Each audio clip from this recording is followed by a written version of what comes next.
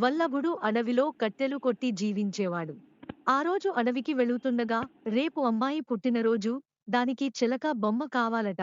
ఎక్కువ కర్రలు కొట్టి, ఎక్కువ డబ్బు తీసుకురా అన్నది వాడి భార్య.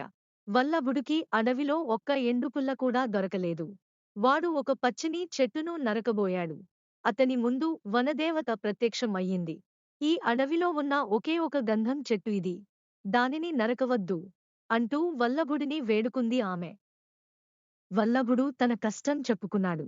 మీ అమ్మాయికి మాట్లాడే చిలకను ఇస్తాను అంటూ చప్పట్లు చరిచింది వనదేవత.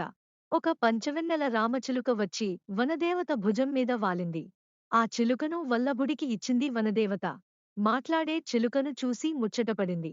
వల్లభుడి కూతురు భార్యకి జరిగింది చెప్పాడు వల్లభుడు. వనదేవత పుణ్యాన నీకు శ్రమజీవితం తప్పింది. ఈ చిలుకతో నగర కూడలిలో కూర్చో. చిలుక మాటలు వినడానికి రుసుము వసూలు చేయి అన్నది వల్లభుడి భార్య. వల్లభుడు చిలకను పెట్టుకుని కూడలిలో కూర్చున్నాడు. జనం అతని చుట్టూ పోగుబడ్డారు. ఆ వైపుకి తిక్కరాజు వచ్చాడు. అటువంటి చిలుకను తనకు బహుమతిగా ఇవ్వనందుకు వల్లభుడి మీద మండిపడ్డాడు. వల్లభుడికి 6 కొరడా దెబ్బలు శిక్ష వేశాడు. చిలుకను తీసుకుపోయాడు. ఆ వెర్రిబాగుల వనదేవత అండ మనకు ఉంది. ఈరోజు నా పుట్టిన రోజు అని చెప్పు. గంధం చెట్టు నరుకుతున్నట్లుగా నటించు. నాకోసం చంద్రహారం అడుగు అన్నది వల్లభుడి భార్య.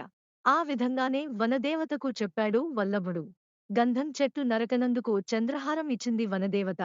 హారాన్ని వేసుకుని ఊరంతా తిరిగింది వల్లభుడి భార్య. ఆ రాత్రి ఇంట్లో దొంగలు పడి హారం ఎత్తుకెళ్లారు. మన దరిద్రం తీరిపోవాలి. వనదేవతను అడిగి బస్తా బంగారు నాణాలు తీసుకురా. పట్నం వెళ్లి వ్యాపారం చేద్దాం అన్నది వల్లభుడి భార్య.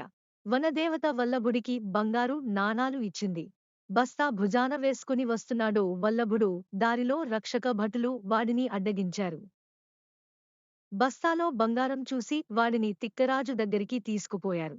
తిక్కరాజు వల్లభుడి మాటలు వినిపించుకోలేదు. ఈ గజదొంగని చెరసాలలో పెట్టండి. ధనాన్ని కోశాగారంలో జమ చేయండి అన్నాడు. చేయని నేరానికి 10 నెలలు కారాగారం శిక్ష అనుభవించాడు వల్లభుడు.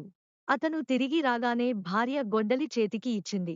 అమ్మాయి పుట్టిన రోజు దగ్గర పడుతుంది. వనదేవత నడిగి మంచి బహుమానం తీసుకురా అన్నది. వల్లభుడు ఆ గొడ్డలిని బావిలో పడవేశాడు. గంధం చెట్టు ఛాయలకు వెళ్ళలేదు. అడవిలో కుంకుళ్ళు, జిగురు, చింతపండు ఏరాడు. అవి అమ్మి కూతురికోసం చిలక బొమ్మ కొన్నాడు. బొమ్మ చిలక తెచ్చావేం? వనదేవత ఏమన్నది అని కోపంగా అడిగింది వల్లభుడి భార్య.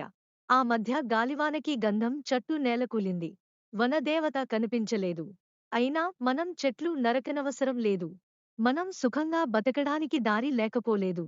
ఆ తల్లి సమకూర్చిన సంపద అడవిలో పుష్కలంగా ఉంది.